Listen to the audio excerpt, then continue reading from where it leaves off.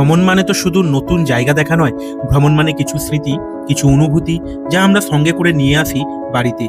তবে হোটেল ছাড়ার সময় অনেকেই চুপি চুপি ভাবেন, আরে এই ছোট্ট জিনিসটা নিলে কেউ কি কিছু বুঝবে?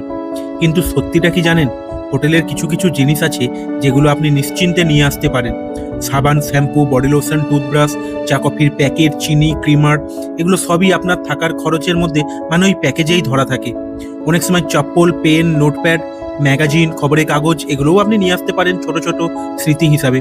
কিন্তু কিন্তু সবকিছু তো আর স্মৃতি নয়। কিছু জিনিস শুধু হোটেলের ব্যবহার করার জন্যই, যেমন তোয়ালে, বাথরুম, বেডশিট, বালিশ, এগুলো সবই হোটেলের সম্পত্তি। এগুলো নিয়ে গেলে সেটা আর স্মৃতি নয়, সরাসরি ভুল কাজ। আরও আছে electric kettle, hair dryer, iron, TV remote, রিমোটের ব্যাটারি, এসব একদমই নেওয়া যাবে না।